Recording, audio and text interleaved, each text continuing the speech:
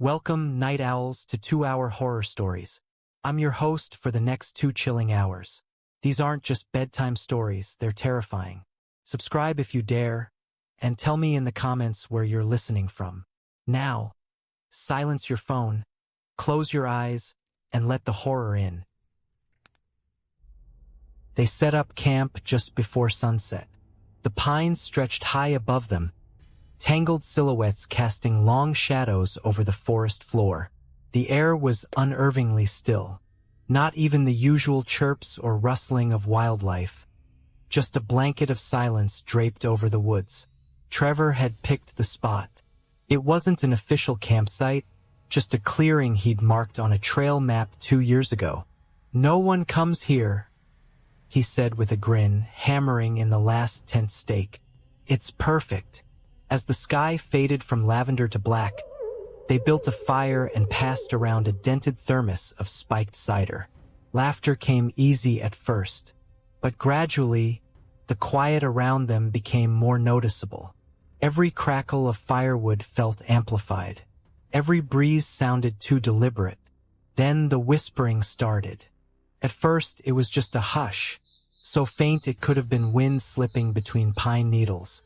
But it repeated, paused, then started again. Emily looked up mid-sip. Did someone say something? They all paused, listening. Nothing. It sounded like, "Someone saying hello?" she added, voice uncertain. They brushed it off, but 10 minutes later it came again. Closer this time. Definite now. A whispered voice, not more than a few yards away, saying, "Hey," with deliberate softness, like someone trying not to wake a child. Trevor called out, "Who's there?" but got no reply, just more whispering. They scanned the perimeter with flashlights. Nothing moved. No footsteps. No eyeshine. Just those towering pines, packed in close, like silent sentinels. The whispering stopped as abruptly as it began. They turned in early. Emily and Sam shared one tent. Trevor and Jake took the other. The forest was still dead silent as they zipped up. No insects, no wind, only the soft sound of breath and the distant crackle of dying embers. At 3:17 a.m., Sam sat bolt upright.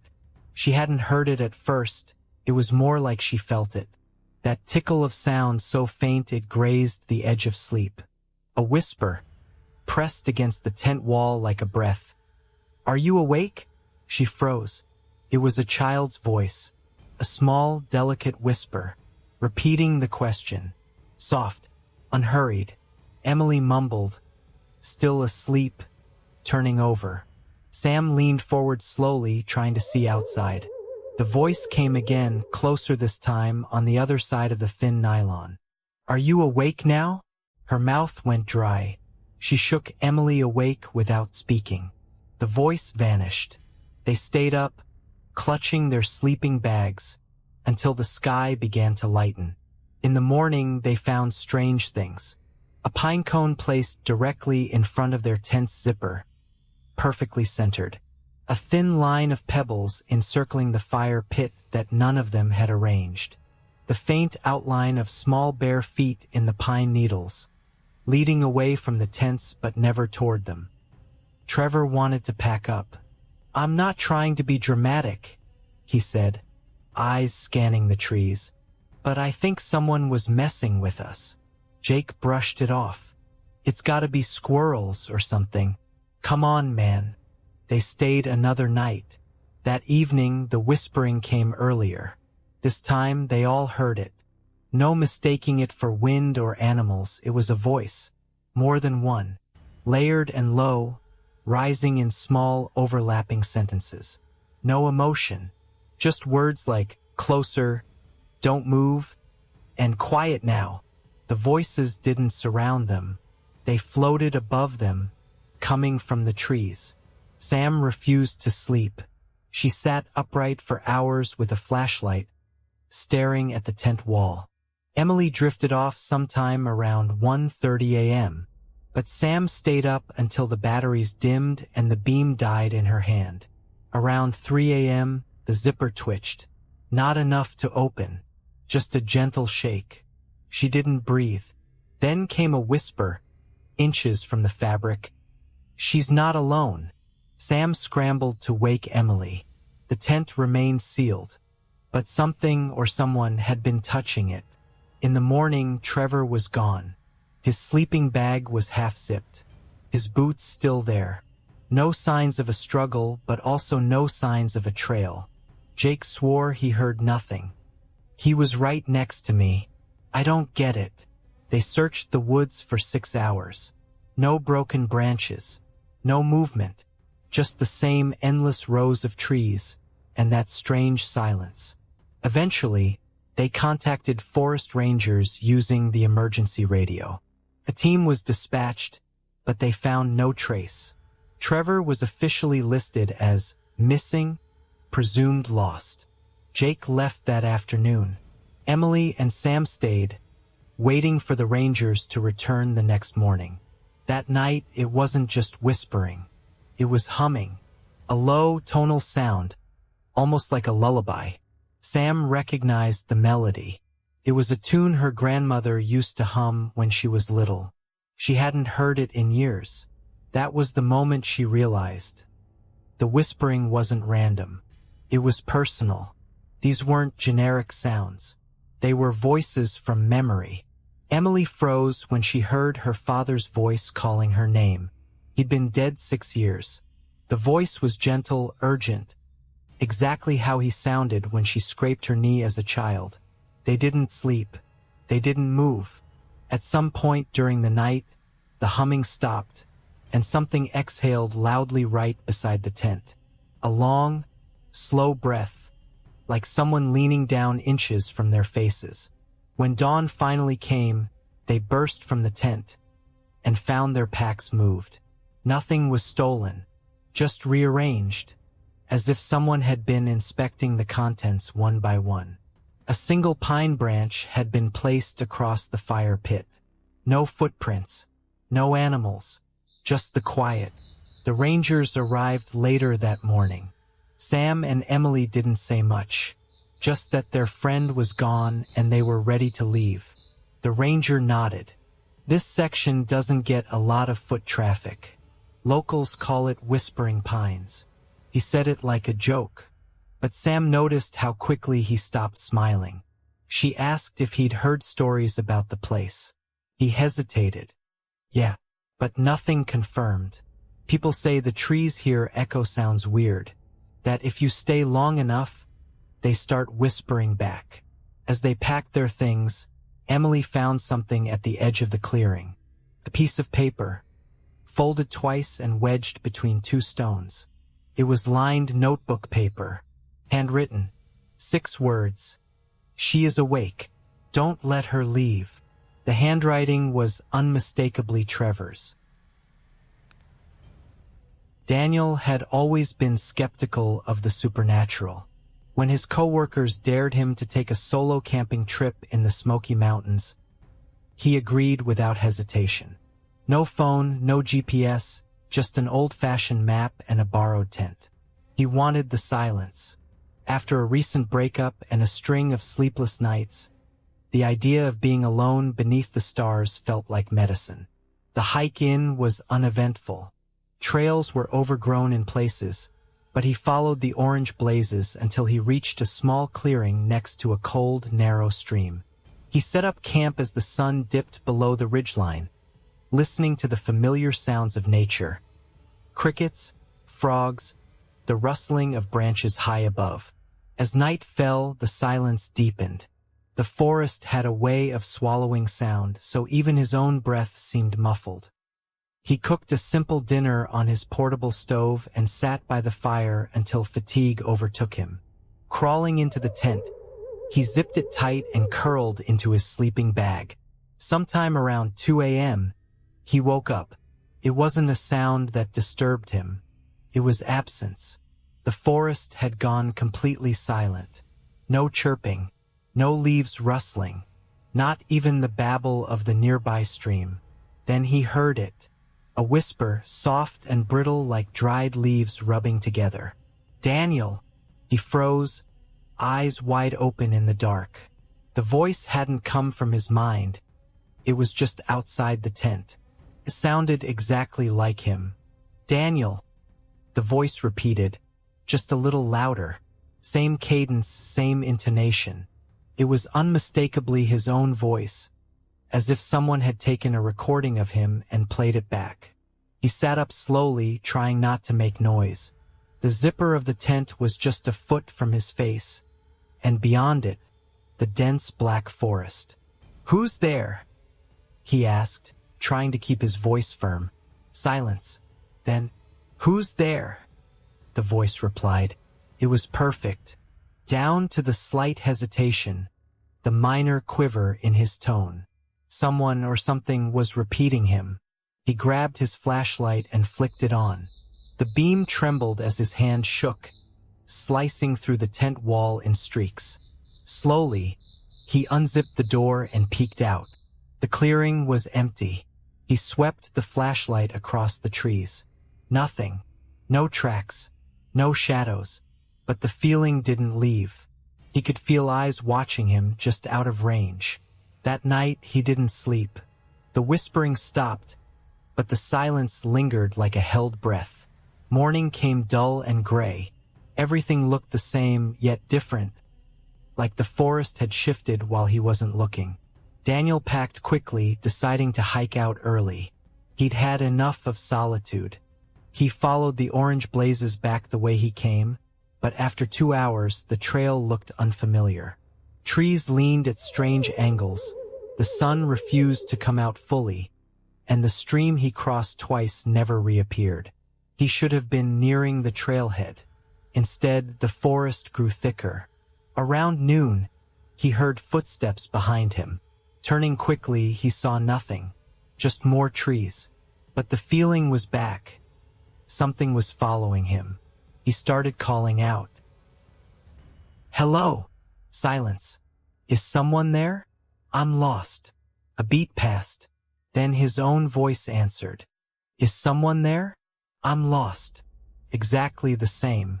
He hadn't spoken that way in years, but the voice captured every inflection, every pause. Panic bloomed in his chest. He broke into a run, ignoring the blazes, pushing through underbrush and low branches. He didn't stop until he tripped over a root and hit the ground hard, scraping his palms. The forest had gone silent again. Then, slowly, deliberately, his voice came from behind a tree no more than 20 feet away. "Daniel!" He scrambled backward. A figure stepped out. It was wrong, just wrong enough. Same clothes, same face, but something in the eyes. Too wide, too dark. It blinked once, mechanically. "Daniel," it said again. He ran. He doesn't remember how far he went. His legs burned. His lungs ached. But he didn't stop until the trees began to thin and he saw a dirt road.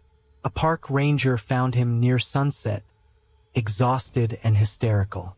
He tried to explain, but the story sounded insane.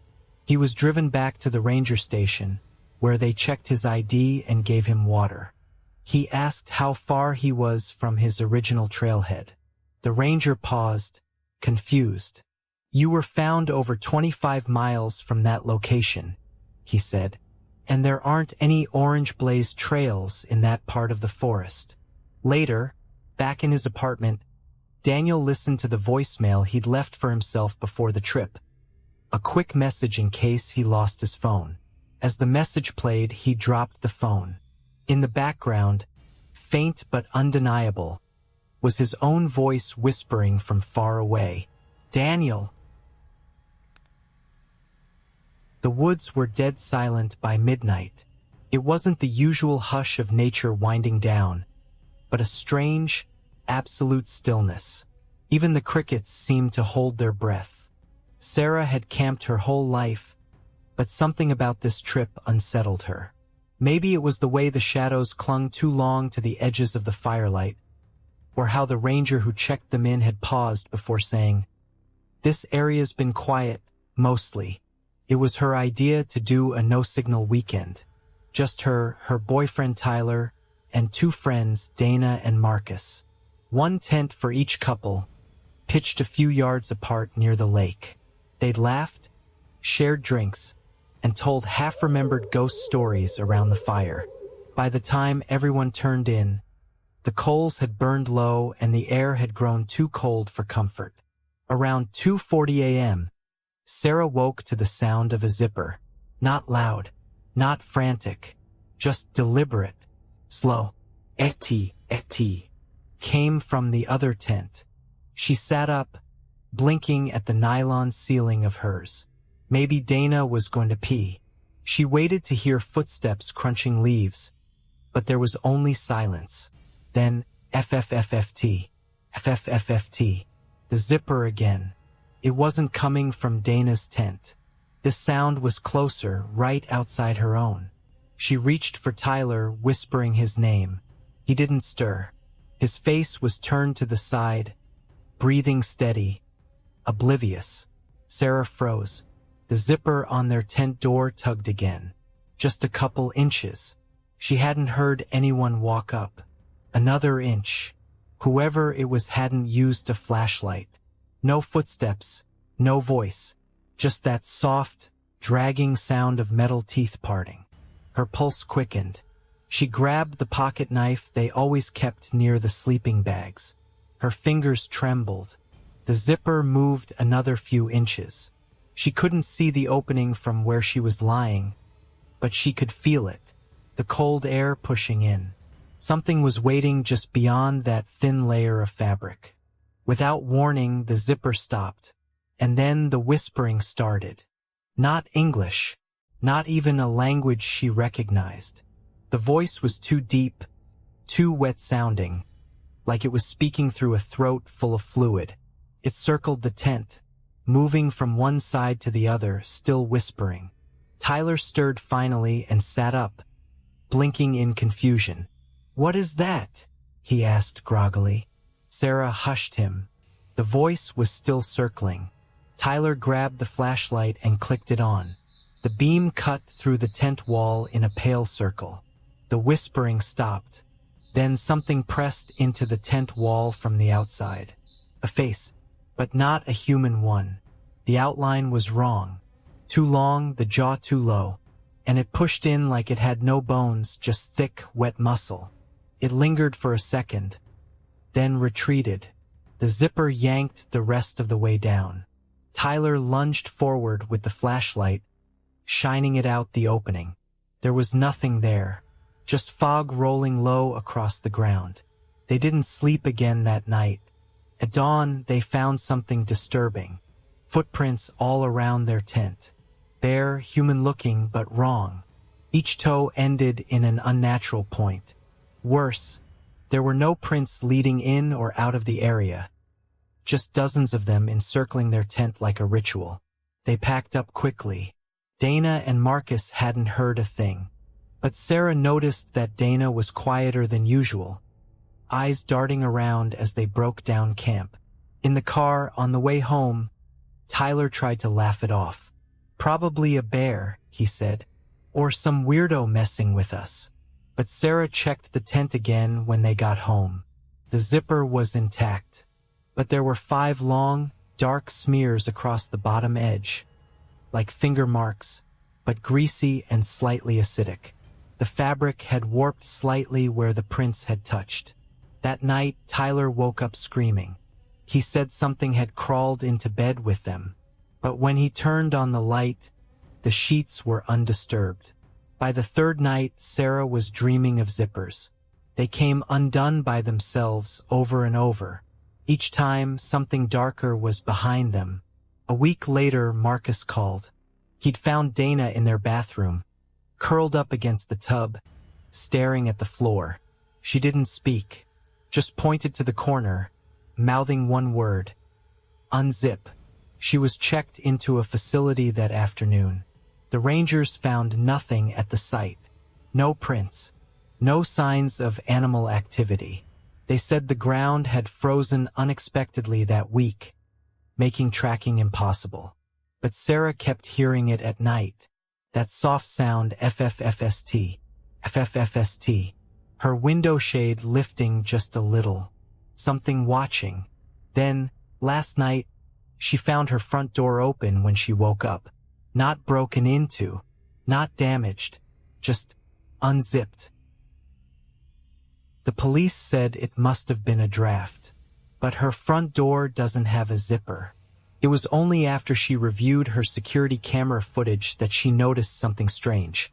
Between 2:40 and 2:42 a.m., the screen glitched. In that brief distortion, a tall figure seemed to lean forward out of the shadows, its face pressed against the lens. No eyes, no nose, just a long, slack mouth opening wide. The footage cut out for 6 seconds. When it returned, the door was closed again. No motion, no entry recorded, and the timestamp showed exactly 2:43 a.m., the same time she woke up to a soft, metallic sound at the bedroom closet. SD, something unzipping. The flames crackled hungrily, casting erratic shadows across the circle of campers huddled beneath the dense pine canopy. They had arrived earlier that evening, 6 college friends reuniting after graduation, hoping for a quiet weekend deep in the Cascades. Their laughter echoed in the dark, bouncing off the trees like a dare. The firelight made their faces glow gold and orange, but beyond the perimeter, the woods swallowed everything in velvet black. They joked about horror movies and ghost stories, half drunk and smiling. No one noticed the shift at first, the way the forest suddenly went quiet, as if even the insects were holding their breath. Then Megan looked up. Her smile faded. Did someone bring red glow sticks? Everyone paused. Eyes turned toward her. She pointed beyond the fire, just past the light's edge. 2 pinpoints of crimson shimmered in the dark. Too far apart to be eyes. Too high to belong to an animal. Too still. Probably someone's phone or flashlight, said Dan, the self-appointed skeptic, but his voice wavered. Jake tossed a pine cone toward the glints. It landed with a soft thud, but the lights didn't blink, didn't move. Lena squinted. No one else is out here. It's federal land. No trails for miles. Still, the group laughed nervously, brushing it off. But as the night stretched on, Megan noticed the lights again. Not where they were before, closer now. Just behind Lena's tent. She didn't speak this time. She just watched.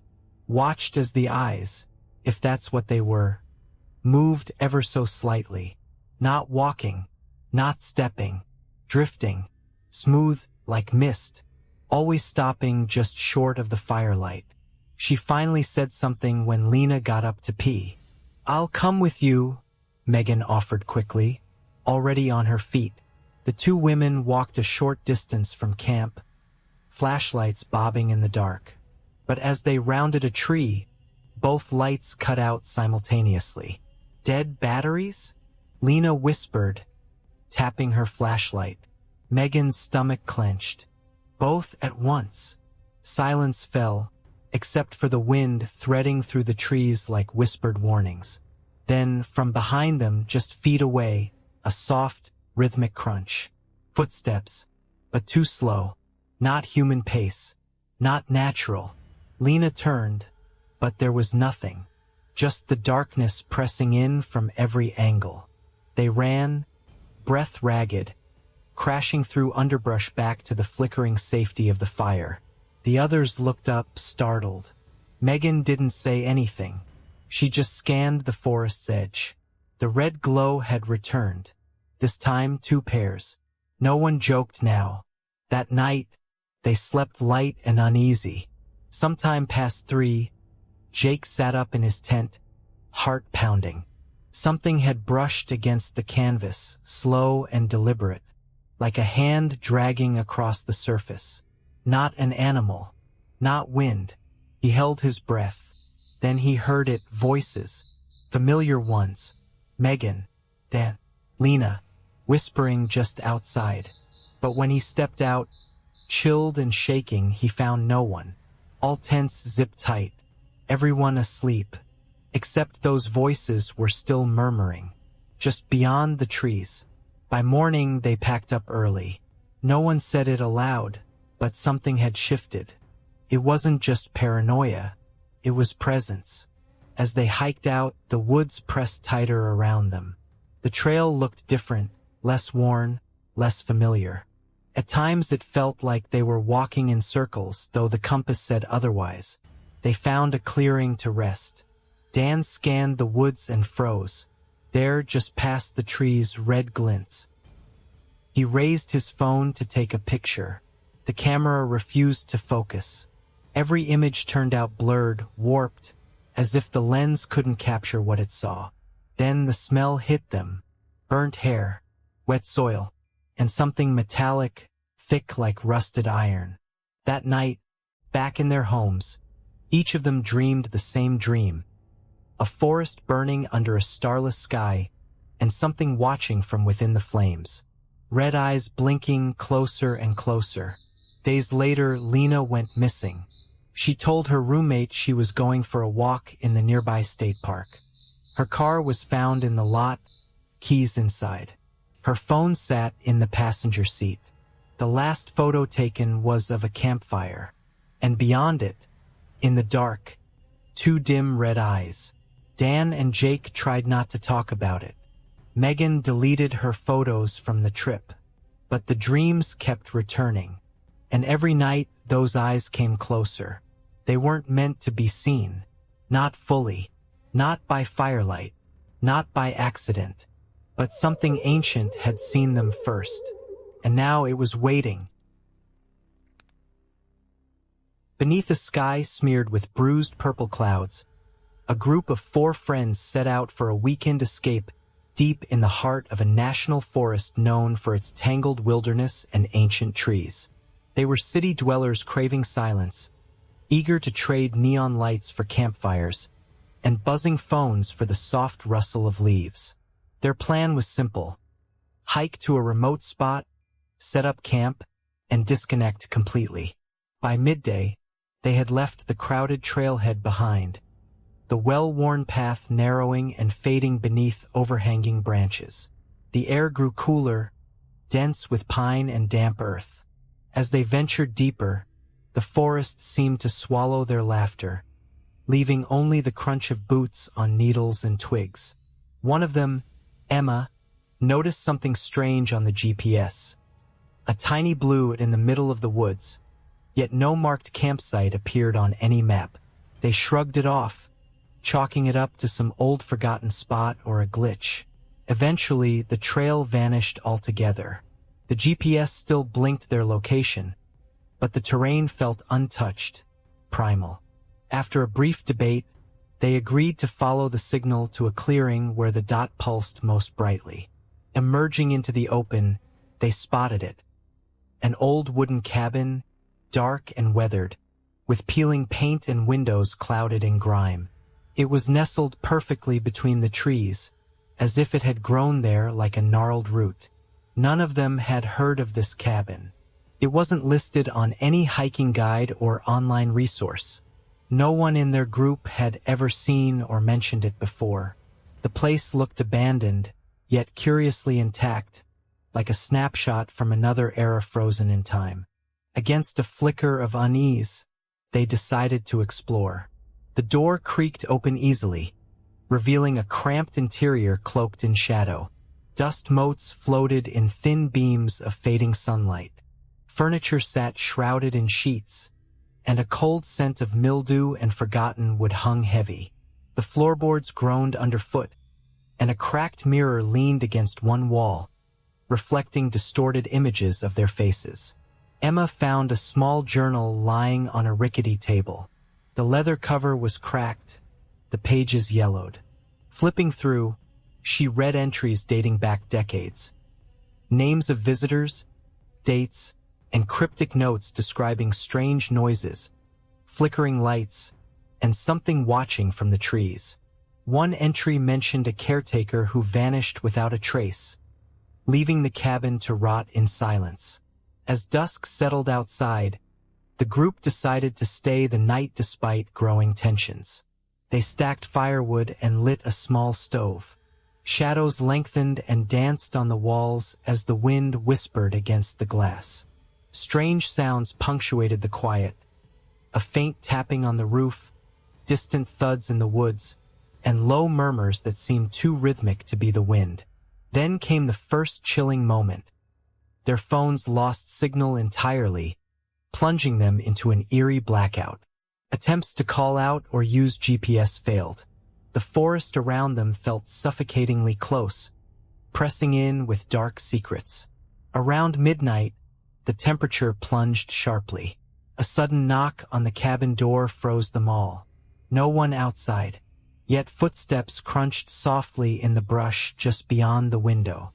They heard breathing, slow, deliberate, too steady to be animal. One of them, Mark, swore he glimpsed a shadow moving between the trees, limbs twisting unnaturally. A cold dread crept in as the cabin lights flickered and dimmed. Their only source of warmth and light felt fragile and fleeting. In a panic, they decided to leave immediately, grabbing backpacks and flashlight beams piercing the darkness. But the path they had come from seemed altered. Trees shifted oddly, and familiar landmarks vanished. Each step forward tangled them deeper in a maze of branches and shadows. They called out to one another, voices trembling. Emma noticed the cabin's silhouette behind them, but something was off. The windows now glowed faintly red, as if lit from within by some unnatural fire. The cabin hadn't just been abandoned. It was alive in a way that defied reason. Suddenly, the GPS flickered back to life, but the blue dot jumped violently across the map, always circling the same spot, never letting them escape. Panic mounted as the forest seemed to rearrange itself, a labyrinth with no exit. Mark whispered about a local legend of a lost cabin cursed to trap those who find it, feeding off their fear and confusion. Stories of hikers who vanished without a trace, their voices recorded faintly on radios found years later, begging for help. They stumbled through thick underbrush and gnarled roots, the sensation of unseen eyes following every movement. Faint whispers, half-words and broken phrases, floated on the cold night air. It was as if the forest itself was speaking in a language just beyond comprehension. Suddenly, their flashlight caught a figure standing at the edge of a clearing. Pale, motionless, it seemed almost too still, like a statue carved from mist. As they approached, it vanished, leaving only a chilling silence. Hours passed. Exhaustion blurred time and perception. Their breathing echoed loudly in the emptiness. The friends clung to each other, voices hoarse, fear gnawing at their sanity. At dawn, they finally emerged onto a well-trodden trail. The sun rose weakly, filtering through the canopy. Behind them, the cabin stood silent, its walls no longer glowing but dark and empty once again. When they returned to civilization, maps showed no trace of the cabin's location. The GPS was dead for the entire area. Authorities dismissed their story as a hallucination born of exhaustion. Yet in their pockets, the journal pages they had taken with them whispered secrets in the fading light. Names they didn't recognize, dates that stretched into the future, and cryptic warnings. Some places aren't meant to be found, and some doors, once opened, can never truly be closed. The forest watches. It remembers, and sometimes it lets you go. The screams started at 2:13 a.m. They cut through the cold mountain air with a sharpness that didn't belong to any human voice. Our group, 6 campers in all, was scattered between 2 tents pitched beside a shallow creek deep in the Smoky Mountains. The night had been quiet until then. No wind, no crickets, just a heavy silence, like the forest was holding its breath. Then came the first scream, long, piercing, female maybe, but there was something unnatural in it, like it was being forced out of something that didn't know how to make the sound properly. It echoed through the trees, over the ridge and back again, vibrating the nylon of the tents. Nobody moved at first. We'd all heard it. I know that because seconds later, the tent zipper behind me buzzed down and Tyler stuck his head out. What the hell was that? No one answered. From the second tent, Anna whispered, "That wasn't a coyote." It screamed again. Closer. Not running, just appearing closer. That time we heard branches snap. Deliberate steps. Crunching leaves. Something was moving just out of sight, maybe 30 feet away, maybe less. The forest had gone darker somehow, even with the moon overhead. It felt like the trees were closing in, absorbing the light. No one had a weapon, just walking sticks, a couple of pocket knives, and a half-charged flashlight that Mason shook to life. The beam barely cut through the black. We should have left right then. But fear has a way of rooting you in place. The third scream was right next to us. Mason dropped the flashlight. It rolled to the edge of the creek, flickering wildly. Something tall moved across the beam, taller than any of us, maybe 7 feet, maybe more. It didn't run. It just glided. Tyler bolted into the woods. We shouted his name, but he was already gone, swallowed by the dark. For a while, there was nothing but silence again. But it wasn't real silence. It was like everything was waiting. Then Tyler screamed. It wasn't like the other ones. His voice was real, raw, terrified, and it didn't fade.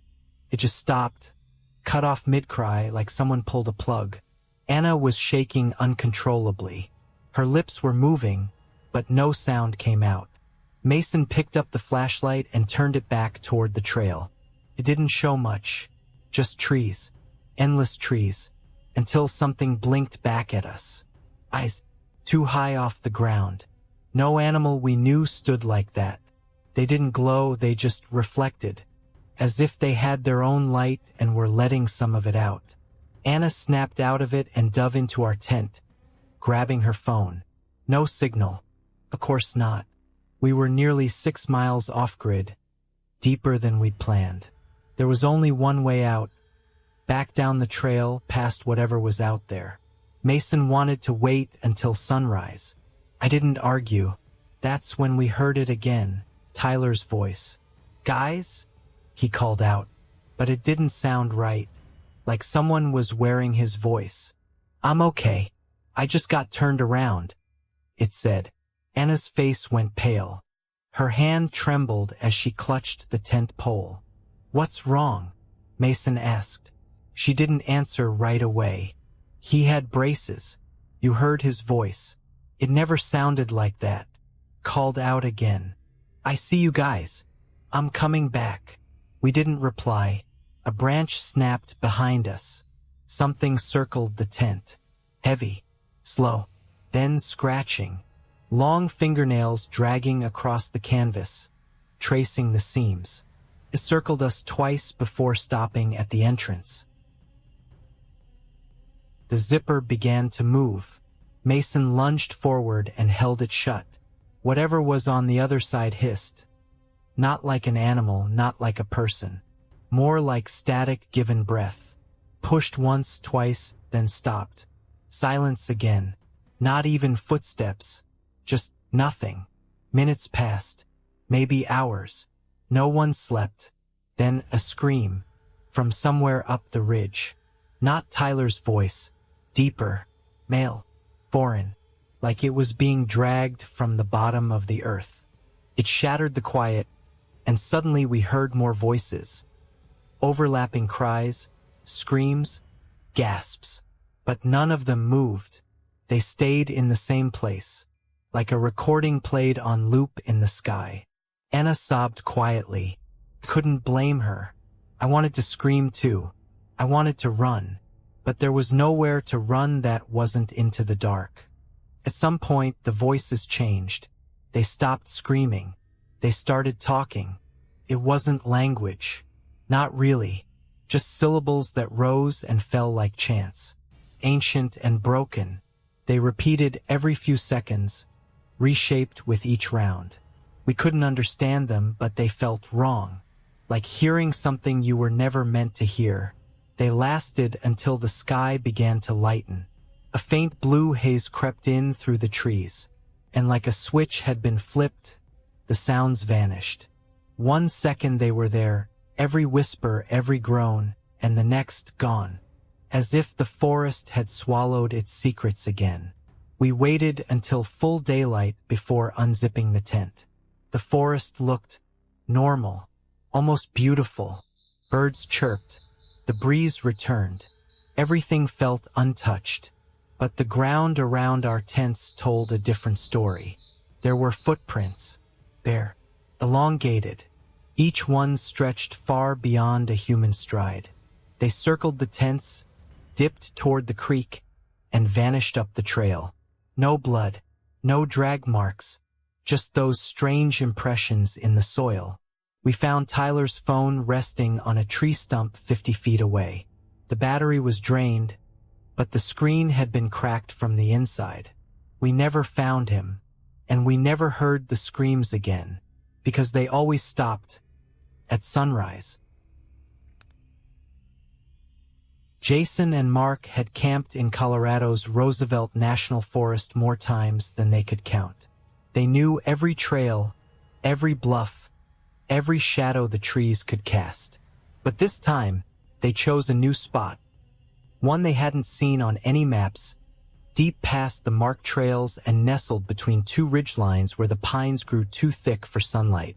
The hike in had been exhausting. The air got colder the deeper they ventured, and at some point, they stopped seeing animal tracks. The forest was dead quiet, unnervingly so. No birds, no bugs, not even wind.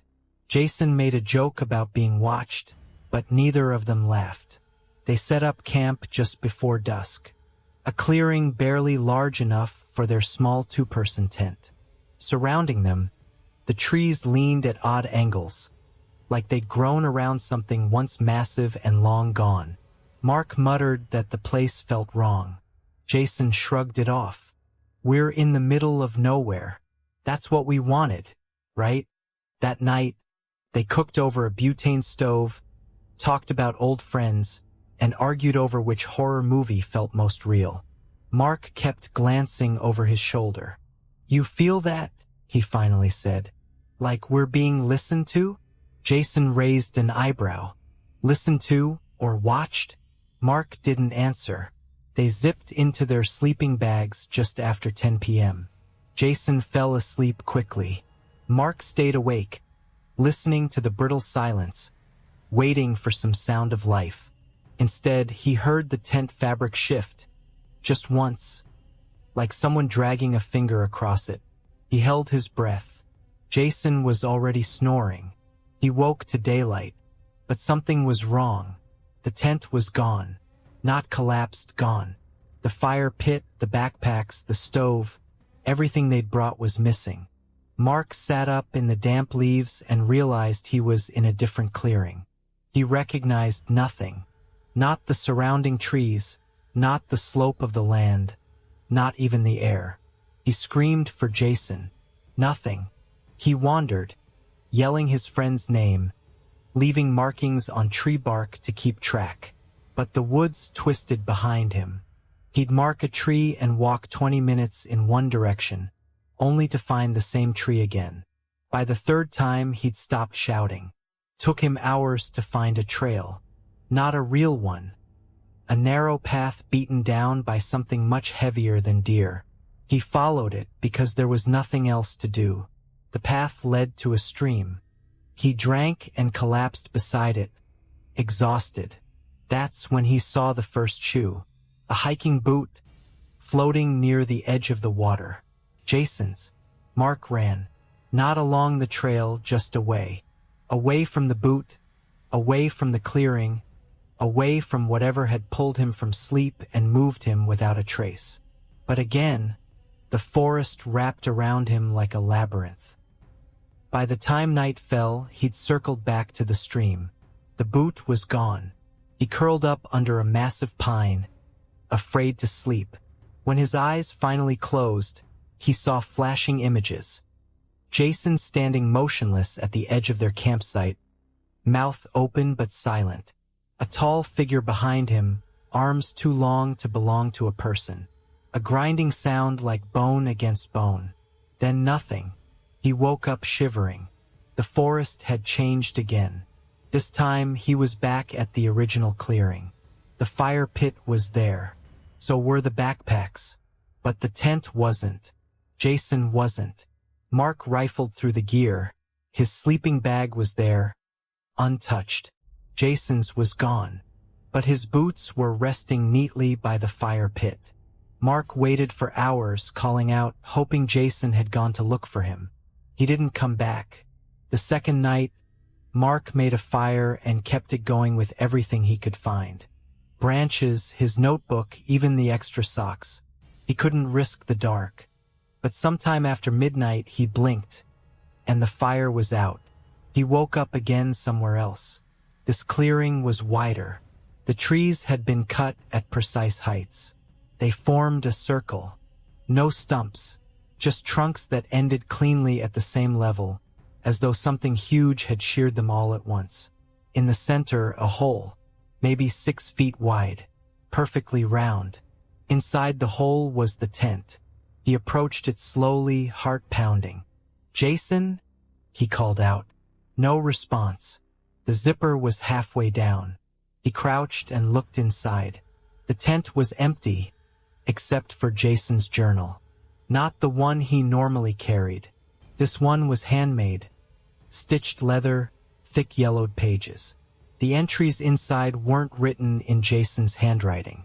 They weren't even in English. The last page had only one word. Mark. He dropped it and ran. He didn't stop until he collapsed again. When he woke, his hands were caked with soil, his nails cracked and dirty. He couldn't remember falling. His leg hurt like he'd been dragging something heavy. He checked his phone, no signal, no battery. But the screen flickered once and showed a picture. Jason, asleep in his sleeping bag. But the location wasn't their campsite. It wasn't any campsite. The trees behind him were wrong. Twisted, bleached white, and devoid of leaves. Above them, the sky was purple, like dusk but darker. Mark screamed and threw the phone. It landed face up, and the screen changed again. Now the image was of Mark, asleep, on the forest floor. The photo had been taken from inches away. That night he didn't sleep. He sat with a makeshift spear fashioned from a snapped tent pole and listened. The forest had begun to whisper, not in words but in a tone. It hummed under the surface, like a presence trying to manifest. Near dawn, Mark saw light in the trees. Not sunlight, flashlights. He staggered toward them, screaming. 2 hikers found him, filthy, raving, and barefoot. They led him to their campsite, fed him, tried to calm him. When they asked where he'd come from, Mark tried to explain. "My friend, Jason. He was with me. We camped just 2 nights ago." They stared at him. "That area's been closed since last summer," one said. "Forest fire. No one's allowed back there." And Jason who? Mark gave them his full name, his friend's details, the brand of tent, the route they took. One of the hikers grew pale and opened his pack. He handed Mark a laminated flyer. Jason's face was on it. Missing since August 12th. 11 months ago. Mark fell silent. He checked the date on the hiker's phone.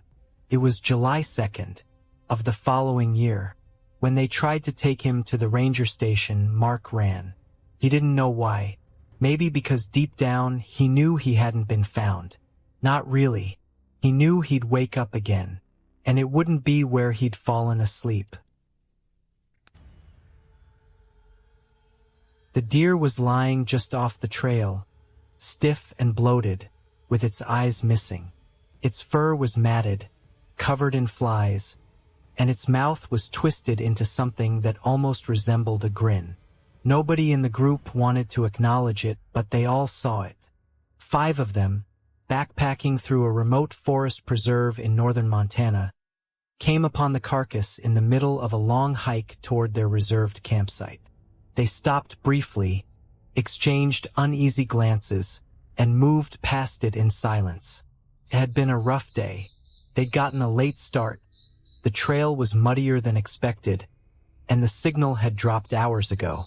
Their GPS wasn't loading the topographic map properly, and the paper one they brought had been partially soaked in a spilled water bottle. Still, spirits were high, or at least faked that way.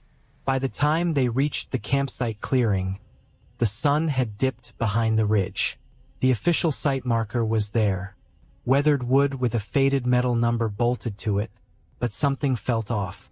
There were ashes in the fire pit, still faintly warm. 2 plastic forks lay half buried in the dirt, and what looked like a sock was hanging from a branch nearby, stiff with moisture. One of them, Brett, joked that maybe the last campers had left in a hurry. No one laughed. They set up quickly. The temperature was dropping, and the tree line pressed in more tightly than they expected. They could hear the wind whispering through the evergreens, but there was something else too, a subtle rustling, like something moving around them just out of view. But every time someone turned toward the sound, it stopped. That night, the fire didn't catch easily. It was as if the wood itself resisted the flame. Once it did light, it burned low, flickering strangely in irregular patterns, casting shadows that seemed to lean in. After dinner, they sat around the fire talking, forcing stories and laughter to keep the mood up. That's when Ava noticed it. "Was that always there?" she asked, pointing toward the tree line behind Brett's tent. A dark shape low to the ground, still, not moving. At first they thought it might be a rock or an old stump, but no one could remember seeing it when they set up. It was just beyond the firelight. One of them, Mikey, grabbed his flashlight and pointed it toward the shape. Nothing, just a depression in the grass. But the ground looked darker there, wet somehow. It was easy to write it off. They were tired. Shadows play tricks in the woods. But Ava didn't sleep that night. Neither did Brett. He heard it first, around 2:17 a.m., though he only knew the time because he checked his watch, heart racing. A dragging sound, something wet and uneven, just outside the tent. He froze. Then came a sniffing noise, slow, deliberate. It circled the tent twice before retreating back toward the trees. In the morning, no one said much, but they all looked like they hadn't slept. The fire pit was cold. The shape behind Brett's tent was gone. Then they found the deer, or maybe it was a different one. This one was closer to the camp now, maybe 20 feet away. It hadn't been there before. Same bloated belly, same missing eyes. A cluster of maggots writhed where its jaw should have been. Its ribs were visible, but not from decay, from something having chewed them apart. Mikey swore under his breath and suggested they leave early. But the trail back was rough, and the sun was already rising overhead. They decided to rest another night and head out early the next day. That evening, they kept the fire going strong. More wood, more smoke. The rustling hadn't stopped. It just stayed at a consistent distance, no matter where they walked in the clearing. Like it was circling. Just after dusk, Ava found something new. A scrap of red fabric tied to the tree across from her tent. It hadn't been there before. It was cut into the shape of a crude handprint. The edges looked singed. They debated what it could mean. Maybe local kids playing a prank. Maybe someone trying to mark the trail. But when Brett climbed up the ridge to get a better signal for his phone, he saw something else. A second campsite. Directly across the gorge. Close. Too close. Tense. At least 3. All zipped shut. But no movement. No fire. No sounds. Just perfectly pitched, windless tents, lined in a neat row like mannequins waiting for someone to step inside. He called down to the group. "There's another group across the valley," he shouted. "But I don't think they're moving." When he came down, his face was pale. "I don't think they're camping," he muttered. "I think they were left." That night, no one slept. At 3:12 a.m., Ava heard whispering. Came from inside her tent. Not outside, inside. She screamed and bolted, ripping the zipper open so violently it tore. Everyone else was already awake. They heard it too. The whispering. It wasn't language. It was like the sound of breath being pulled in over and over again in reverse. The fire had gone out. They packed their bags in the dark. No one said a word, just headlamps and shivering hands. But when they returned to the trail, it was gone. They found the clearing. They found the rotted deer again. But the trail that should have led back was just trees. Endless trees. No markers. No bends. Just green silence. Mikey tried to mark their path with ribbons, but the ribbons were missing when they passed back through. They began looping, again and again. By sunrise, they were back at the original clearing. But now the other campsite across the gorge was gone. Not empty, gone, as if it had never been there. The ridge was bare. No tents, no footprints, just wind curling through the needles of the pine. That's when Brett finally spoke. "I think the deer is watching us," he whispered. They all turned. The deer's head was facing them now, its body unmoved, bloated and lifeless. But the skull had shifted. Its eyeless sockets pointed directly at the camp. Mikey stepped forward, threw a rock at it. The head didn't move, but as the rock struck the carcass, it split open with a noise like wet paper tearing. Inside wasn't flesh. Not anymore. Just ash. Black, thick, compacted, like something had burned from within. Ava dropped her backpack. It was full of dirt. No food, no clothes, just dirt and pine needles and a single red fabric handprint pressed flat against the back panel. That was the last straw. They ran. They didn't know where, didn't care, just away, deeper into the woods, away from the clearing, away from the rot. And that's when they saw the campsite again. The same one, same fire pit, same number nailed to the tree. But all 5 of their tents were already set up. Their fire was burning, freshly. The deer was gone, and someone was standing just beyond the light, watching. The first thing they noticed was how still the lake was. No ripples, no breeze across the surface, just a glassy, unnatural stillness. Jake leaned over the dock and squinted. "It looks fake," he said, his voice half swallowed by the silence around them, like someone pressed pause on it. They had hiked 5 miles off trail to find this remote spot, a place rumored to be untouched and pristine. No cell service, no other campers, just the 4 of them and a lake hidden deep in the northern pines. Anna dropped her pack, eyes glued to the water. "Why is the sky in the reflection red? It's still blue above us." They all looked up. The evening sky was streaked with gold and violet, the sun dipping below distant trees. But the lake didn't reflect any of it. In its stillness, the water showed a crimson sky, starless and thick like blood behind glass. And in the reflection, only in the reflection, clouds boiled across the surface, fast and angry. Jake laughed uneasily. "It's probably just minerals or something." But the silence around them remained, deeper than before. No insects, no birds, no rustle of wind, just the hush of the lake watching back. They pitched their tents and tried to ignore it. Sam started a fire and Liv unpacked food. Conversation was forced, everyone avoiding mention of the lake, even though none of them faced away from it. Eyes would drift toward it like it was magnetic. Every once in a while, someone would glance too long and snap their head away. That night, Anna was the first to wake. She swore she hadn't heard anything, just opened her eyes to stillness. She slipped out of the tent and walked to the lake, barefoot on pine needles. The water was so black now it looked like a hole. She knelt. The red sky was still there, but now stars. Not constellations she recognized, but odd, crooked shapes that hurt to stare at.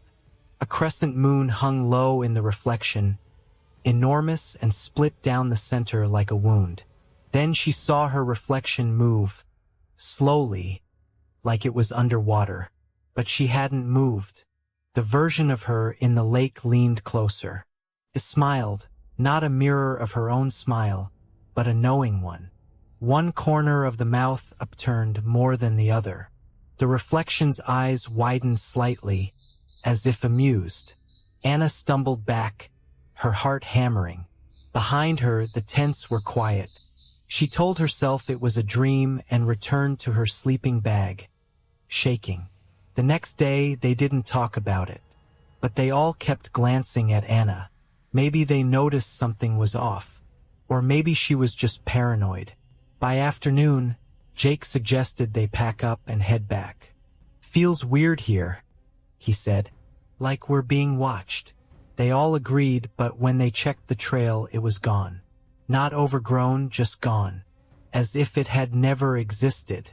GPS showed a blank stretch. Compass needles spun lazily in circles.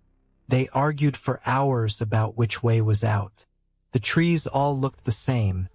The sun moved too fast, and shadows stretched wrong. Liv climbed a small ridge to look for landmarks. She didn't come back down. Jake and Sam searched for her for hours. Anna sat at the fire, listening to the silence. She didn't even call Liv's name. When the boys returned at dusk, Sam was pale and shaking. "She's gone." Her trail just stopped, like she vanished mid-step. Jake kicked the fire in frustration, sparks flaring into the night. "We stay together until morning. Then we try again." That night, Anna didn't sleep. She watched the lake from inside her tent, the flaps slightly open. In the reflection, the moon had changed shape, now a circle of black against the red. She saw someone walking along the edge of the lake in the reflection, but when she looked outside, no one. It happened again and again, things only appearing in the water. A figure pacing behind the trees, someone crawling along the dock. Once, Sam was sitting by the fire in the reflection, sharpening a stick, while he snored loudly just a few feet away from her tent. By morning, Anna was certain. They weren't in the right place anymore. Or maybe they weren't in the right version of it. Jake was gone when they woke up. His tent collapsed, gear still inside. Only his boots missing. Sam found a trail of footprints leading to the water, and none returning. Anna stared at the lake as Sam cursed and paced. The water was churning in the reflection, but still in real life. She saw Jake's boots in the reflected dock. Just the boots, no legs. Then the reflection blinked. The lake blinked. It wasn't water. Sam screamed, and Anna looked up. He was backing away from the shore. It showed me my own face. "What are you talking about?" It looked at me. It had my face and it laughed. "It's trying to get out." He didn't sleep that night. Anna stayed awake too. They watched the lake, neither speaking. Sometimes, Anna thought she heard whispers bubbling from the shore. At some point before dawn, Sam took the hatchet and walked toward the water. She didn't stop him. The reflection watched her. When sunlight finally touched the trees, Anna stood and walked to the dock. The lake now reflected her campsite perfectly, except there were 4 people around the fire. One of them looked just like Sam, sharpening his hatchet. Another sat in Anna's tent, combing her hair with slow, unnatural precision. The third was Jake, only his mouth stretched too wide, and his skin didn't sit right on his face. The fourth was Liv, standing directly on the lake's surface, upside down in the reflection, staring back at Anna with hollow eyes. The real campsite was empty. Anna leaned forward. In the reflection, her mirrored self stood and smiled. It didn't blink. Neither did she. She turned and walked away from the lake, into the woods. Behind her, the lake remained still, red and glassy, and showed no reflection at all. They had been walking for hours, long past the trailhead and deep into a part of the forest that didn't show up on any of the park's official maps. The four of them, Darren, Elise, Josh, and Mia, had come out for a weekend camping trip to disconnect from everything. No phones, no GPS, just printed maps and compass work, the way Darren insisted real hikers should do it. The sun had set an hour ago. The forest floor had gone from dim to nearly black. Their flashlights cast shaky beams that barely penetrated the thick trees. Darren swore the creek should have been just past the ridge. They followed the topographic lines earlier that morning and everything had matched until sunset. Now the woods seemed different, quieter. The usual sounds, crickets, rustling leaves, distant owls, had vanished entirely, as though sound itself had retreated. Mia stopped and looked around, her breath rising in soft clouds. Does anyone else feel like we've passed that stump before? Elise nodded slowly. It's the third time I've seen that weird patch of mushrooms. Josh laughed, but it didn't sound confident. Guys, we've just looped around. It's fine. We'll get our bearings back. Then they heard it. A voice in the distance. Josh! Faint. Female. Somewhere ahead, cutting through the trees like a thread of static. It sounded strained, like it was coming from very far away, or through something. Did you hear that? Elise turned sharply toward the sound. That was Mia's voice, Darren said, eyes narrowing. Mia looked pale. No, it wasn't. I didn't say anything. Josh! The voice came again. Louder this time, closer. It was her voice without a doubt, but her mouth was clamped shut. Her hands trembled. Okay, that's not funny, she whispered. Who would be copying your voice? Josh asked, scanning the woods. Is someone messing with us? The group turned toward the direction of the voice, and Darren raised his flashlight. Could be another camper. Maybe someone got lost and is calling out what they heard from our camp earlier. Echo stuff. Josh! Came again, but now from the left. Much closer. Josh froze. No, that's not an echo. That's something else. Elise took a step forward. What if someone's hurt? The others hesitated. Then Darren said, we can check it out, just a little ahead. Then we head back. They moved slowly, flashlights shaking in their hands. The trees were tight here, their trunks strangely twisted, branches coiling like fingers overhead. Every few steps the voice repeated, sometimes, Josh, sometimes, help, other times incoherent whispering, like garbled static in the shape of words. Then they came to a clearing. No sound, just a space in the woods where the trees bent back in a perfect circle, as though something had pushed them away from the center. The ground was bare. No leaves, no branches, no grass. Just dirt, smooth and undisturbed. Mia turned slowly.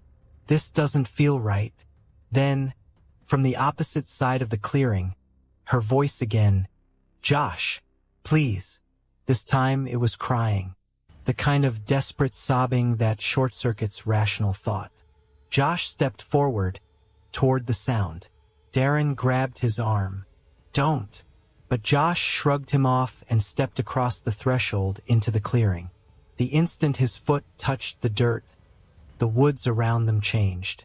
Not visually, not with any sudden movement, but with atmosphere. Pressure. Like the air thickened, and something immense and old had just taken notice. The crying stopped. Now there was only wind, a low, constant hum, like someone breathing through the trees. Josh looked back, mouth opening to speak, then froze. They all saw it. At the far end of the clearing, something emerged. Slowly, too smoothly to be natural. A figure, female in shape, her limbs impossibly long, head tilted at a strange angle, like it was disconnected from a neck that bent the wrong way. Her face was Mia's, but hollow. Where eyes should have been, there were just empty sockets, deep and endless, leaking something dark and shimmering like oil. Her mouth opened. "Josh," she said in Mia's voice, "you left me." He stumbled backward, falling into Elise. They turned and bolted. No discussion, no plan, just a single primal decision: run. The forest blurred around them, trees streaking past, their lights bouncing wildly. The voice followed, now switching, alternating between all of their names. Sometimes it called out in Darren's voice, sometimes Elise's. Once, Darren heard his mother's voice, gentle and warm, saying his childhood nickname, the one no one else knew. They ran for what felt like an hour. The air never cleared. The feeling of being watched only grew heavier. At last, the trees broke and their camp appeared ahead.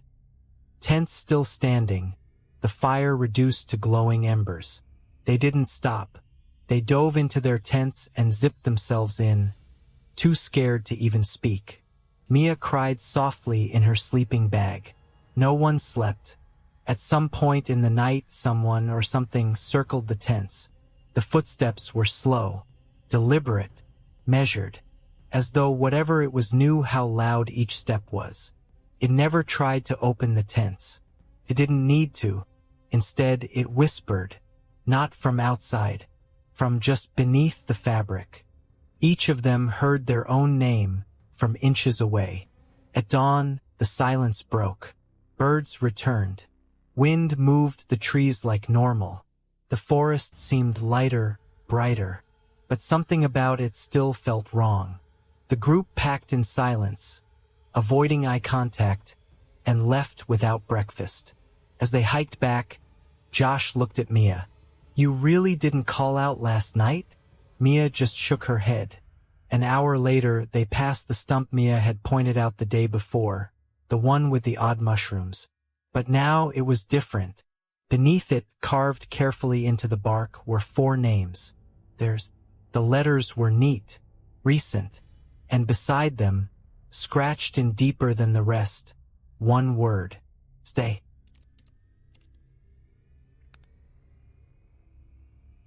The radio only played screaming. That was the first thing I noticed when I switched it on. I had packed an old, battered AM/FM radio in my bag before heading out on the trip, partly because I wanted some background noise while sitting by the fire, partly out of habit. I figured even in the middle of nowhere, I might catch some faint signals from a nearby town or a weather alert. Instead, I was met with something far worse. The sun was sinking behind the trees when I set up camp deep in the forest. No cell signal for miles, and the silence around me felt heavy, like the woods were holding their breath. I dug out the radio from my pack and turned the dial, hoping to find some static or a soft folk station. Instead, what I heard was chilling. At first, it was just faint, garbled noises, like distant screaming layered with static. But as I fiddled with the tuning knob, the screaming grew clearer. Not music, not talk radio, just screams. Panicked, guttural, raw screams. They weren't random. They sounded eerily human, filled with terror and desperation. I froze, my fingers trembling on the dial, my heart thudding in my chest. I twisted the knob again. The screaming stopped. Then a woman's voice whispered, so faint it was almost lost in the crackling static. "Help me." The voice was breathless, trembling, like she was running, hiding. My skin prickled. I lowered the radio, scanning the darkening forest around me, half expecting to see someone or something. I told myself it was a prank, maybe someone broadcasting a recording over some obscure frequency. But as night fell, the radio wouldn't change. It was stuck on that one signal, that one sound. The screaming never stopped. It was always there. Sometimes distant, sometimes terrifyingly close. As if whatever was screaming was moving through the woods around me, always just out of sight. I tried switching it off. The radio hissed and crackled for a moment, but when I turned it back on, the screams flooded back louder than before. Couldn't sleep. The usual nighttime sounds, the hoot of an owl, the rustling of leaves, were drowned out by the screams on the radio. I wrapped my jacket tighter around myself and stared into the dark forest, the beam of my flashlight cutting through the shadows. The next day, I told my friends about the radio, half expecting them to laugh it off. But when I showed it to them, the radio suddenly stopped working. No static, no signal, just dead silence. I shrugged it off and packed it away. That night, when everyone else was asleep, I sat by the fire alone. I was restless, drawn by a strange compulsion. Then I heard it, not through the radio, but in the forest itself. The screaming. It was real. Not from the radio, from the woods. The same bone-chilling screams echoed between the trees, sharp and clear, full of fear and agony. I grabbed the radio and switched it on. The screams were louder, closer. My flashlight flickered as a cold wind blew through the camp, carrying a faint whisper that sounded like my name. I tried to rationalize it. Was it an animal caught in pain? Someone lost? But no rational explanation could make sense of the terror pressing in from every side. I turned off the radio and looked into the darkness. The screaming stopped. The silence that followed was worse. Suddenly, the crackle returned. Static, then the faint, desperate whisper. "Help me!" The next morning, I found my friends huddled in their tents, pale and shaken. They said they'd heard voices too, whispers carried by the wind, footsteps circling our camp in the night. None of us slept well. We packed up quickly, and as we walked away, I turned back once. The radio, forgotten on the ground, suddenly buzzed to life, screaming loud enough to pierce the dawn. I never found out what the screams meant or where they came from, but something in those woods was trapped, lost in a loop of terror, and it had found a way to reach out through that old radio. And sometimes, late at night, when the wind is just right, I swear I can still hear that desperate scream echoing in my ears. The night was supposed to be a simple one. A group of friends, desperate for a break from their busy lives, had decided to spend the weekend camping deep in the forest. They found a quiet clearing, far from the noise of the city, where only the whisper of the wind through the trees and the occasional hoot of an owl disturbed the silence. The stars above were clear, shining cold and distant like tiny, watchful eyes. They pitched their tents close together, laughing as they set up the fire and unpacked their supplies. Everything felt perfect, the kind of perfect that wraps around you, blinding you to what lies beneath. As night deepened, the group gathered around the fire, sharing stories and roasting marshmallows. One of them, Emma, mentioned the eerie feeling she had when she was alone in her tent earlier. She said she thought she heard something tapping at the fabric, soft, deliberate scratches like fingernails tracing patterns on the canvas. Everyone chuckled it off, saying it was probably just a branch brushing in the wind or a curious animal. But as the fire flickered low, that scratching sound seemed to echo faintly, threading through the crackling flames and distant calls of the forest. Later, when the fire was nothing but embers, everyone retreated to their tents. Emma lay down inside hers, the thin walls offering little barrier from the night. She tried to shake off the unease curling in her stomach. Suddenly, the scratching returned. Soft, slow, rhythmic, as if someone was deliberately trying to get in. She froze, heart hammering, eyes wide in the darkness. The scratching moved along the side of her tent closest to the forest. Emma's fingers trembled as she reached for her phone to check the time. 2:17 a.m. No signal. Not that she expected any this far in the woods. The scratching grew louder, more urgent, until it sounded like something was clawing to tear through the fabric itself. Emma sat up, breathing shallow, barely daring to move. Her mind raced. Maybe a raccoon? A curious animal looking for food? But then the scratching stopped. Silence. Thick, suffocating silence. Emma didn't dare fall asleep after that. She lay awake, staring at the tent wall, waiting for it to start again. When dawn finally bled pale pink through the trees, Emma slipped out and told her friends what had happened. They all exchanged uneasy glances. Jason, the group skeptic, mocked her fear, saying it was just the forest being alive. They packed up and decided to hike back to their cars. On the way, Emma noticed strange scratch marks on tree trunks. Long, deep gouges that didn't look like animal scratches. They were too jagged, too deliberate. She pointed them out, but Jason dismissed them as bear claws. That night, they camped near a lake. Emma still felt eyes watching them from the shadows, something patient and unseen. Again, in her tent, the scratching came back. Only this time it wasn't outside. It was from inside. A faint scraping, low and slow, like nails dragging across the inner fabric of her tent. Her breath caught. She flicked on her flashlight, sweeping the beam around the small space. Nothing. No animal, no branch. Nothing but her own shaking breath and the quiet lap of water nearby. But the scratching continued. Emma's fingers brushed the wall where the noise came from, and then cold fingers pressed against the fabric from the inside. Not nails, but real fingers. She yelped, scrambling backward, flashlight falling and flickering across the tent.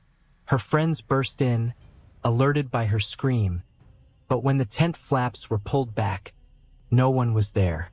Only the faint outline of scratches on the tent's interior, claw marks that seemed to crawl across the fabric like black veins.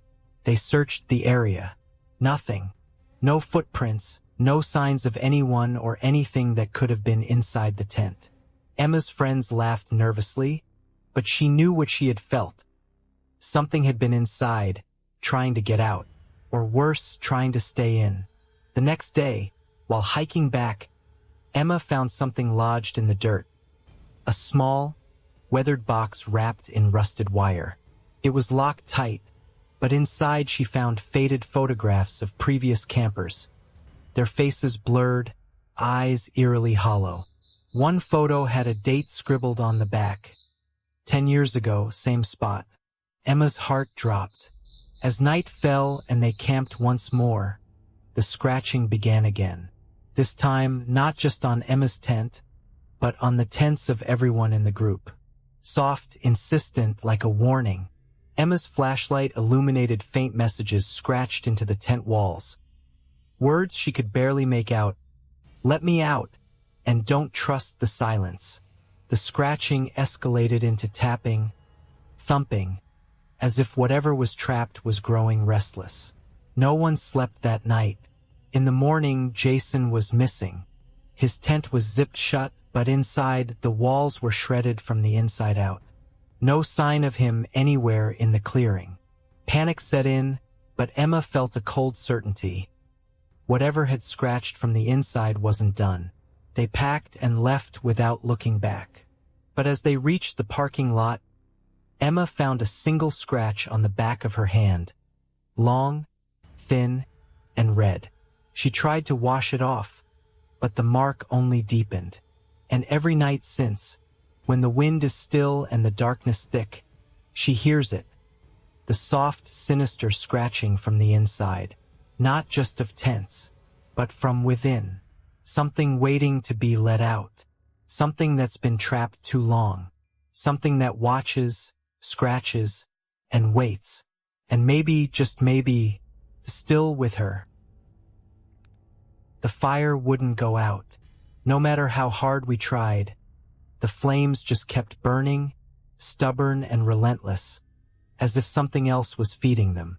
What started as a typical night around the campfire slowly twisted into something unnerving, impossible to explain. We had been hiking for hours, exhausted but exhilarated. The campsite was a small clearing surrounded by towering pines, their dark silhouettes outlined against the night sky. We gathered dry wood, arranged a neat circle of stones, and sparked the lighter. The fire roared to life, crackling and warm, just like it should.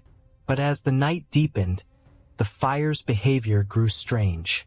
When we poured water on it, the flames flickered for a moment but then snapped back, burning brighter. Branches we tossed in didn't burn down to embers.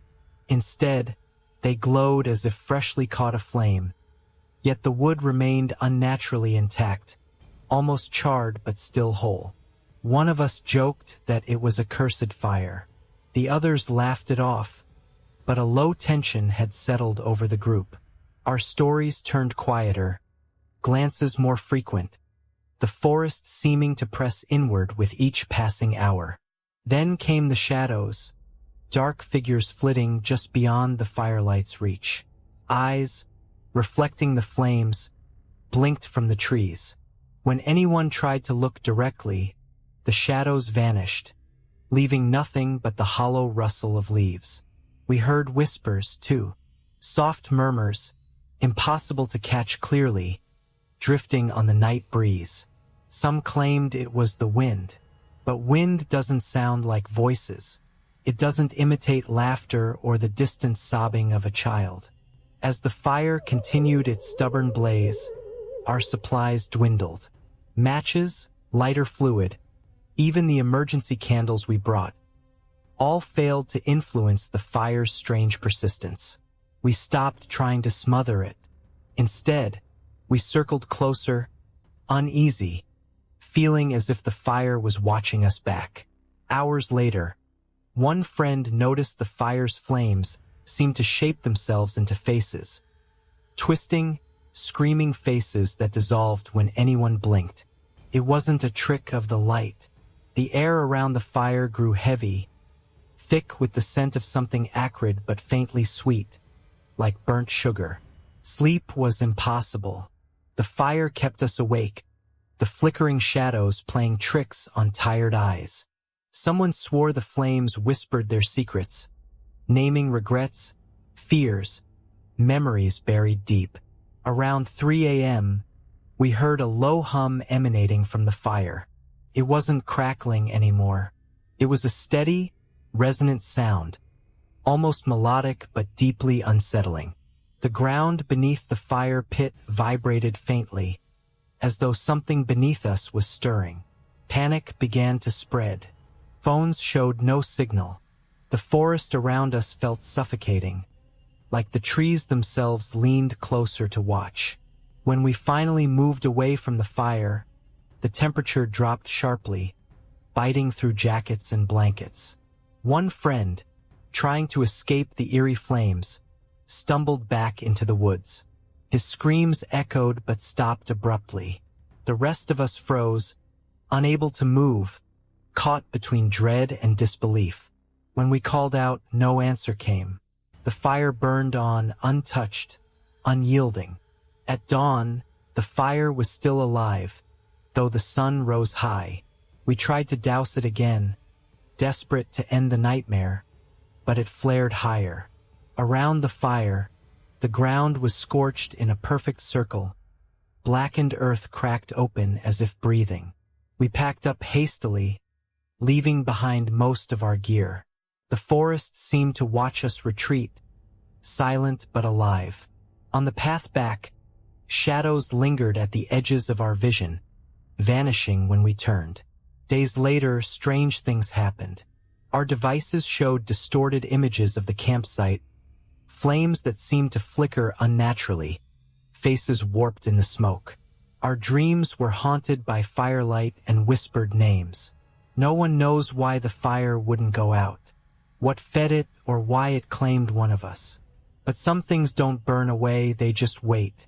The fire still burns somewhere in the woods, and it's waiting.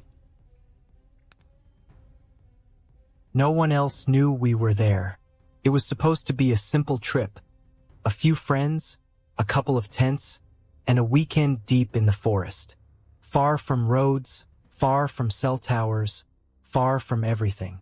We wanted to get lost in nature, to escape the noise and the pressure of city life. The forest we chose was old growth, untouched by the usual crowds. The kind of place where the trees stood like silent sentinels, their limbs tangled overhead, blotting out the sky. We arrived in the late afternoon, the sun casting long shadows through the dense canopy.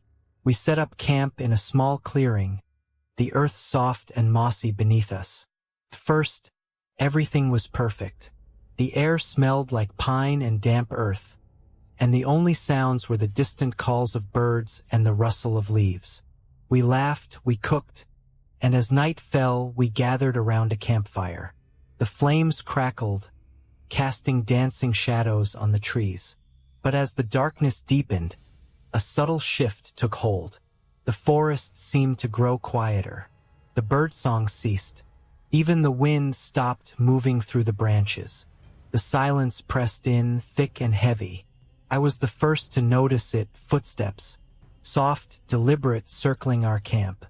Not the random scurrying of animals, but slow, measured steps, just beyond the reach of the firelight. I told myself it was one of my friends playing a prank, but no one else admitted to moving. The footsteps stopped abruptly. Then came a whisper, faint and breathy, as if carried on the wind. "Leave!" I froze, the hairs on my neck standing up. The others heard it too, but there was no one in sight. No flashlight beam, no reflection in the fire's glow. Just the oppressive silence and the weight of unseen eyes. We huddled close, speaking in low voices, trying to convince ourselves it was just our imaginations.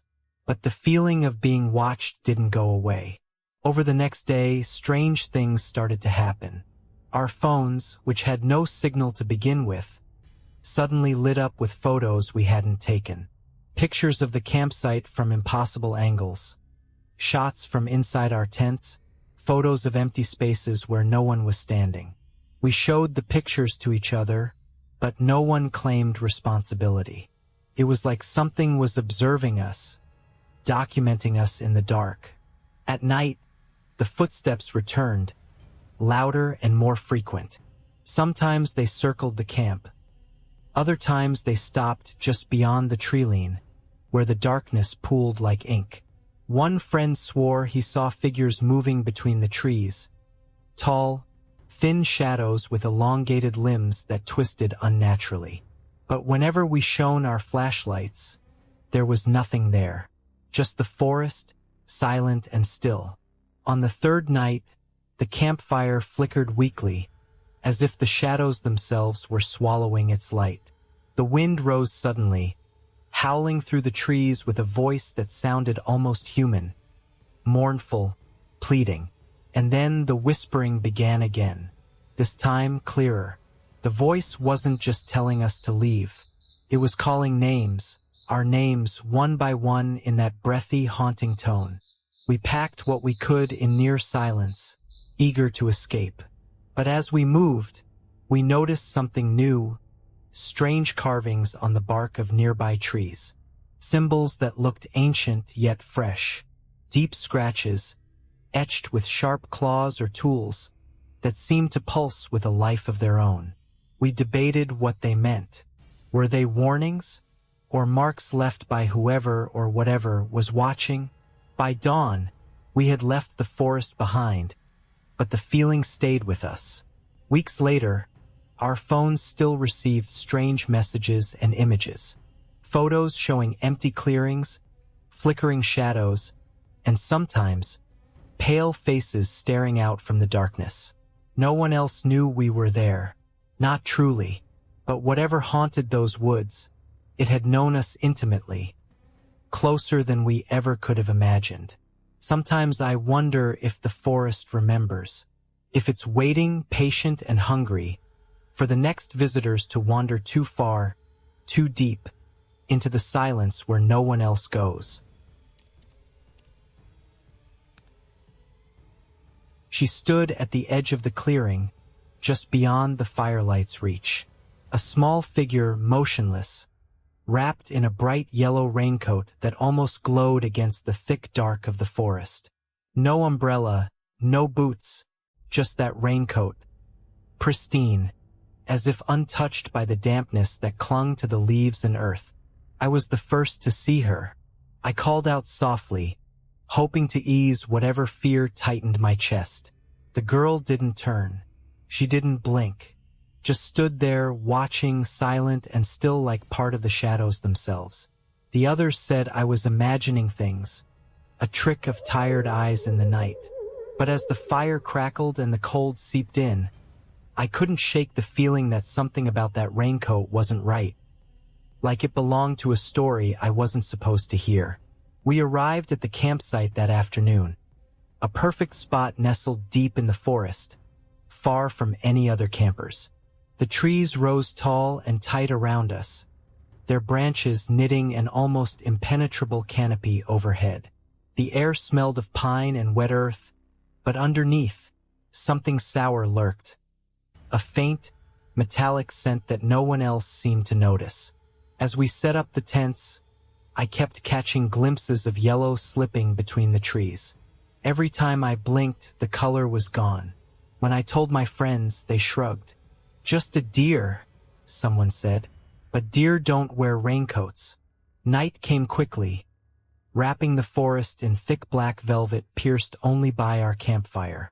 Shadows stretched and danced, but the one I couldn't ignore was the one just outside the fire's glow, where the yellow lingered. That night, sleep refused me. Every crack of a branch, every hoot from an owl felt like footsteps creeping closer. I told myself it was just nerves. The rain began softly, a gentle tapping on leaves that grew louder until it seemed to drown the forest in sound. I zipped open the tent and looked out. She was there again, the girl in the yellow raincoat, hood drawn tight, standing beneath the trees as the rain poured down but never touched her. Around her, the world was soaked, dripping water onto the leaf-strewn ground. But she stood perfectly dry. My breath caught in my throat. She tilted her head slowly toward me, and for a moment, I thought I saw a pale face beneath the hood. Eyes too wide, too empty. Then she vanished. The next morning, we found something strange. Small footprints in the mud, child-sized and delicate. They led from the forest's edge directly to our campsite. But where they ended, the ground was dry, as if she had simply disappeared into thin air. We searched for answers and stumbled upon an old, weathered journal wedged under a fallen log near the stream.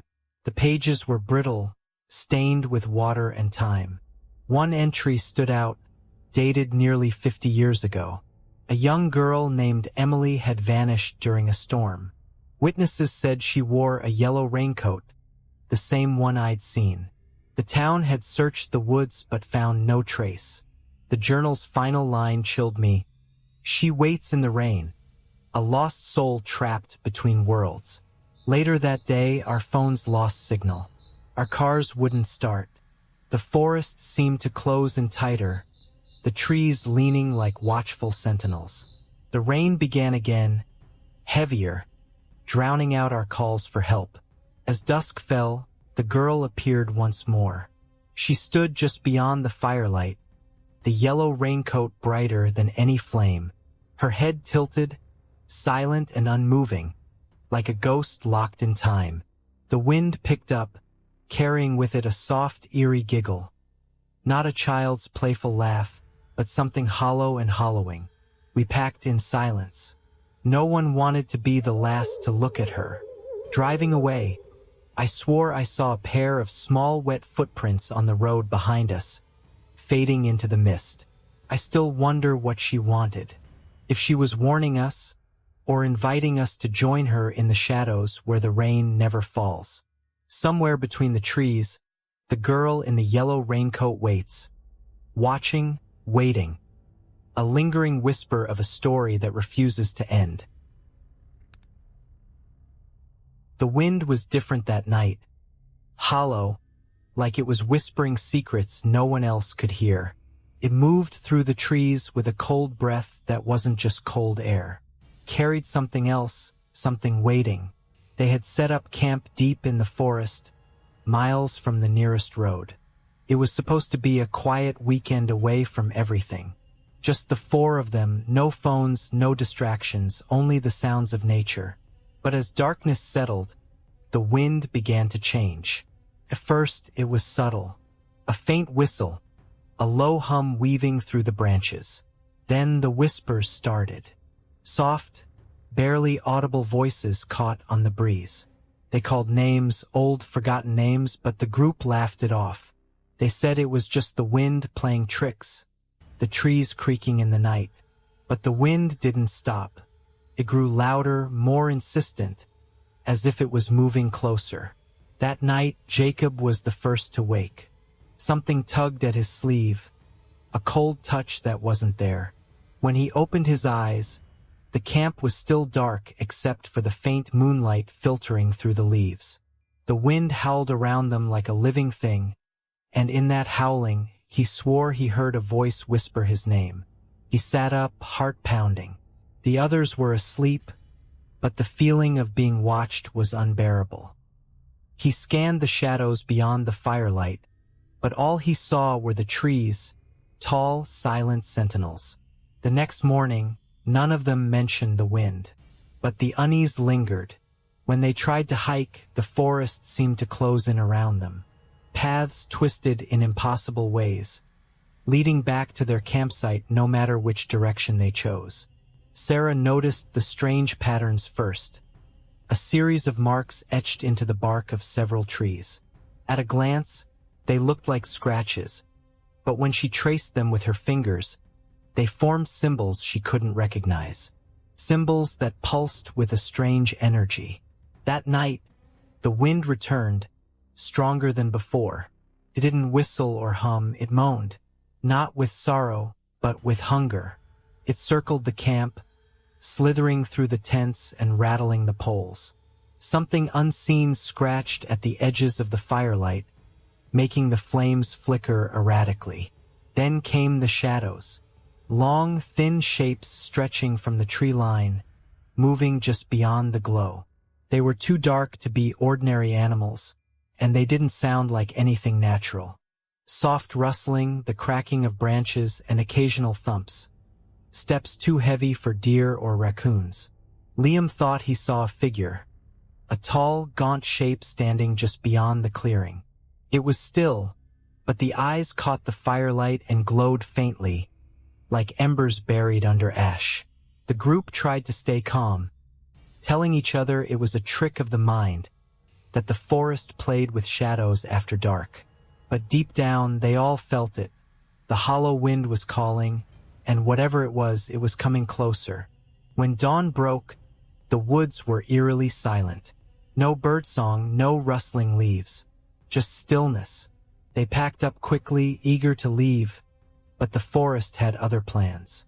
The path out had disappeared. No matter which way they turned, they found themselves back at their campsite, the same spot where the hollow wind had first come. Panic began to set in. Jacob tried to climb a tree to get a better view, but the branches were unnaturally brittle, breaking at his touch. Sarah's compass spun wildly, useless in the dense canopy. Liam called out for help, but only the hollow wind answered, echoing his voice back at him, distorted and broken. That's when they realized the wind wasn't just wind. It was something alive, something ancient, something that fed on fear and confusion. One by one, they began to hear voices, not whispers but full sentences. Pleas for help, warnings, even laughter, sometimes all at once. The voices weren't always human. Some sounded like animals, distorted beyond recognition. The wind carried them all. Sarah tried to block it out, but the words seeped into her dreams. Nightmares of being swallowed by the forest, of losing herself to the hollow breeze. She woke screaming, clutching her blanket as if it could keep the wind out. Liam's behavior changed next. He stopped talking, eyes glazed, always staring toward the trees. When asked what he saw, he only whispered, "They're waiting, waiting for what no one knew." As night fell again, the wind's voice turned to laughter, a cruel, hollow sound that bounced between the trunks. The fire sputtered and died, leaving them in complete darkness. The shadows moved closer. Sarah reached out for Jacob, but he was gone. One moment, he was sitting by the dying fire. The next, the wind swept him away like a leaf. They searched frantically, calling his name, but only the hollow wind answered. Liam followed the sound into the woods, disappearing into the thick brush. Sarah was left alone, heart racing, the weight of silence pressing down. She heard the voice again, soft and almost comforting, calling her name. But the longer she listened, the more it twisted into something sinister. Then the ground beneath her shifted, roots tangled around her ankles, pulling her down. The hollow wind was no longer outside the camp. It was inside her mind. It was inside their heads. The forest kept its secrets, but it also kept its victims. When rescue finally came days later, they found an empty campsite. The fire was cold, the tents intact but abandoned. No sign of the friends, only the wind, still hollow and whispering, waiting for the next voices to carry away into the dark. The forest never forgets those who wander too deep, and the hollow wind never stops calling. They always said the forest was alive, but we never believed it until the night we found out it was watching. It began on the second day of our camping trip. We had set up camp deep in the heart of the national forest, miles from any marked trail. The trees were massive, ancient sentinels towering above us, their thick trunks wrapped in moss, leaves whispering softly in the breeze. At first it was peaceful, too peaceful, the kind of silence that presses down on you, making you aware of every small sound. We laughed around the campfire, roasting marshmallows and telling stories. But even as the flames flickered, I noticed the trees seemed unnaturally still. No rustling branches, no animals moving among them. It was as if the forest had drawn a curtain over its life. Later, when we finally retreated to our tents, the unease grew. I was the last to fall asleep. Something felt wrong, like the night had eyes. I caught myself staring into the dark woods, expecting to see a pair of glowing eyes, a shadow, something unnatural, but there was nothing. Then I noticed it. The trees weren't just still. They seemed to be leaning in, bending subtly, as if straining to look closer. The hairs on my arms prickled. I shut my eyes, forcing sleep. Hours later, I awoke to a soft sound, barely audible, like leaves brushing against bark. But it wasn't the wind. It was deliberate, slow, rhythmic brushing, circling the campsite. I unzipped my tent just enough to peek out. The fire was dead. The night was thicker than before, darker, oppressive. The trees seemed closer, their trunks shadowed and menacing. Then I saw it, faint, almost imperceptible, a movement among the branches. Not animals, not birds. It was like the trees themselves were shifting, twisting their limbs to face me. I blinked. The forest looked normal again. Maybe I was dreaming. The next morning I told the others, but they laughed it off. They said it was just the mind playing tricks. We were tired, overthinking the eerie silence. Still, no one else seemed to notice the way the trees watched us. By the third day, the feeling became undeniable. We set out on a hike, trying to leave the campsite for a few hours. The deeper we went, the more the forest closed in around us. The light dimmed beneath the canopy, and an unsettling quiet swallowed every sound except our footsteps. Then the trees began to change. Branches twisted unnaturally, knots in the bark resembling eyes that blinked slowly. Wherever we looked, it felt like those eyes followed us, unblinking, unyielding. One of us joked about forest spirits, but his voice cracked. None of us wanted to admit how the feeling gnawed at us. Suddenly, a sharp crack echoed. We froze. Ahead, a massive tree shifted, its thick roots pulling away from the earth like limbs. It leaned toward us, impossibly fast for a tree. Panic surged. We ran. But the forest seemed alive in a way that preyed on our panic. Paths looped back on themselves. Branches snagged at our clothes. Whispering voices seemed to come from the trunks, saying nothing but urgent warnings. Hours later, we stumbled back to camp, only to find it changed. Our tents were shredded, slashed by something sharp but slow, deliberate. The campfire was replaced by a circle of stones, inside which lay a pattern of sticks and bones. Some looked human. We tried to leave, but the forest wouldn't let us. Each attempt to break free ended with the trees closing ranks, their branches forming walls. We heard breathing, not ours, slow and heavy from the shadows. One night, I woke to a faint glow. Outside my tent, the forest shimmered with an eerie light. The tree's bark pulsed like skin, veins glowing beneath the surface. A figure emerged, part human, part bark. Its eyes were knots of wood, hollow yet staring deep into me. It raised a limb and pointed at the others' tents. The following morning, 2 of my friends were gone. No footprints, no signs of struggle, just empty tents and silence. The remaining 3 of us knew something was wrong. The forest wasn't just watching, it was choosing. We stayed awake that night, huddled together. The trees whispered closer, their voices unintelligible but filled with promise and threat. We heard branches scraping the ground, shadows moving just beyond sight. By dawn, 1 more had disappeared. We were 2 left. Desperation pushed us to try the old trail. But the forest twisted reality.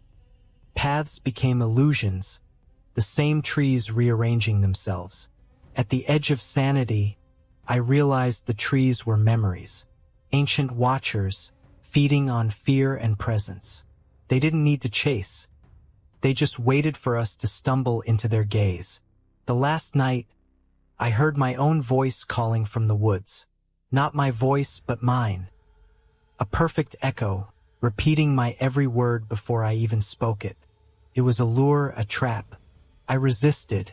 The trees began to lean closer, groaning softly, the sound like ancient breathing. The forest wants me to stay. It has been watching, always, and now it knows my name. The night was quieter than usual in the woods, the kind of silence that doesn't just muffle sound, but swallows it whole. The stars above were scattered like shattered glass, but the forest beneath seemed to hold its breath, watching, waiting. Our group had settled into a remote campsite tucked deep in the Appalachian wilderness. We were 4 close friends, escaping the noise of city life for a weekend of tents, campfires, and the kind of stories only whispered around flickering flames. Everything was familiar: the smell of pine, the crackle of burning wood, the distant hoot of an owl. But something was off. We didn't notice it at first, or maybe we just refused to see. The first hint came the morning after our second night. We had packed up early to hike a nearby trail, but when we returned, something strange was waiting for us at our tent site. Sitting on the ground just outside my tent flap was a small, old camera, the kind that used film, bulky and heavy. None of us recognized it. It wasn't ours. None of us had seen anyone else around the campsite. The woods were too dense, too isolated for any casual passerby. Curiosity won. We decided to try and develop the film. We had a portable instant camera, and a friend knew an old processing app on his phone that simulated the effect. Felt silly, but the idea of finding photos in the middle of nowhere was too tempting to ignore. As the images slowly revealed themselves on the screen, our blood ran cold. The first picture was of our campfire, but the fire hadn't started yet. The second showed our tents, perfectly pitched and empty. The third was the first real shock. It was a photo of one of us, asleep in a tent, face pale in the dim glow of the morning sun, eyes closed as if nothing was wrong. The unsettling part wasn't that it was a photo of a friend, but that none of us remembered anyone taking pictures. No flashes, no cameras out, nothing. One by one, the photos kept coming. All of us, asleep, from different angles, different tents, different times during the night. There was no way anyone had snuck in without us noticing. No footprints or traces around the camp. The forest, as far as we knew, was empty except for us. We started to question what we were seeing. Was this a prank? Someone with a drone or a remote camera? But there was no tech signal, no buzzing in the air. And none of us had the kind of equipment to pull off something like this. That's when the unease settled deep in our bones. The feeling like invisible eyes watched us while we slept. Over the next hours, the photos took on a sinister rhythm. One showed my friend Rachel asleep, but her eyes were slightly open, staring blankly toward the tent wall. Another captured a shadow looming just beyond the tent flap. A shape, darker than night itself, standing perfectly still, indistinct but undeniably there. We shared nervous glances, the kind that say, "Are you seeing this too?" But no one wanted to voice the worst thoughts.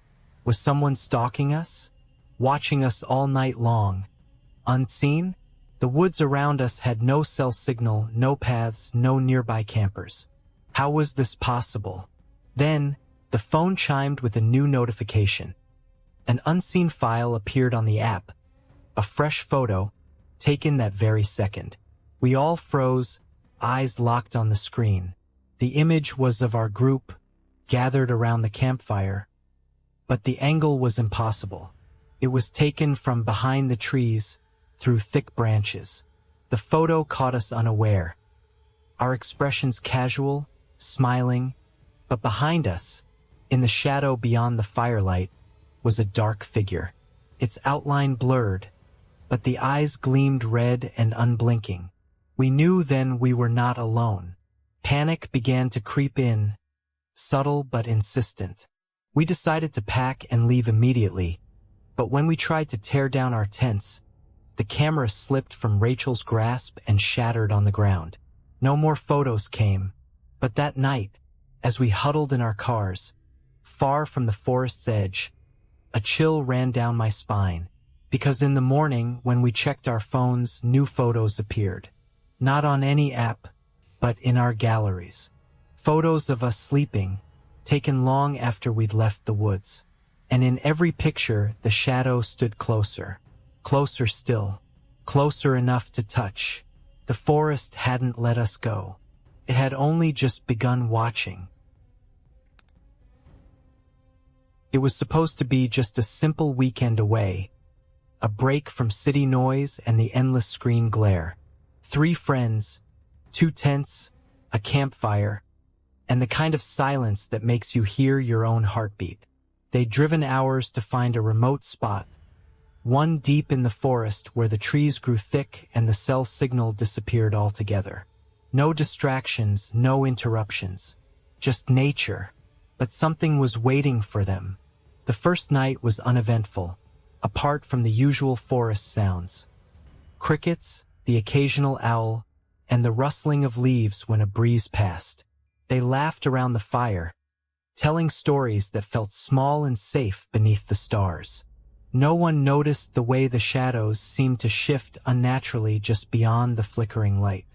No one noticed the low, almost imperceptible humming that threaded through the night air. The second night, the atmosphere changed. The campfire struggled against a sudden gust that seemed to come from nowhere. The friends were inside their tents early, the chill sinking deep into the bones of the forest. Somewhere beyond the trees, something stirred. Footsteps? No, something heavier, deliberate. The kind of sound that doesn't belong to any animal they knew. One friend, David, thought he heard whispering just outside his tent, soft and breathy like someone trying to coax him out. He told the others, but they shrugged it off as nerves. "It's just the wind," someone said. But the unease had already settled. Around midnight, the humming returned, louder now, wrapping itself around the campsite like a living thing. Then came the knocks, soft at first like a branch tapping, then harder, deliberate. The knocks circled the tents, never staying in one place long enough to identify. David tried to peer out, but saw nothing but black. The other two stayed silent, gripping their sleeping bags like shields. When morning finally arrived, the forest seemed normal again. The birds chirped, sunlight filtered through leaves, and the friends convinced themselves it had been a nightmare. But that day, their food supplies were mysteriously scattered far from camp. Their trail markers, little ribbons tied to branches, were torn down. The feeling of being watched only grew stronger. On the third night, they decided to stay awake, rotating shifts. At 2:17 a.m., the first scream tore through the darkness, piercing and desperate. It was Mark, standing outside his tent, eyes wide, frozen in terror. Behind him, a dark figure vanished into the woods like smoke. No one spoke for minutes. The humming had ceased, replaced by silence heavier than before. David tried to call for help, but his phone only displayed no service. The forest swallowed their voices. Suddenly, the fire flare went out, plunging them into complete darkness. David scrambled for his flashlight, but the beam was swallowed by shadows. Then the knocking started again, close, rapid, as if whatever was outside was tapping on the very bones of their tents. Mark insisted on packing up immediately. The others agreed, their hands trembling as they stuffed gear into bags. But as they moved, David caught sight of something. A pair of eyes reflecting his flashlight from between the trees. They didn't blink. They didn't move, just watched. They ran. By the time they reached the car, the sun was starting to rise. Their relief was short-lived. In the back seat, David found a single, smooth stone, black as obsidian, cold to the touch and impossibly heavy. No one had brought it. No one had seen anyone drop it. Later, David learned that stone was a symbol in local legends, said to be left by a forest spirit who waits for the right moment. The moment when you're most vulnerable. The moment when you're alone. Because it waited until they were alone. And then it followed. No one talks about the feeling of being watched when you're back home, miles away from any forest. But sometimes, in the quiet moments before sleep, David hears the humming again, soft, low, and waiting. The forest never forgets. It waits, and sometimes it comes looking,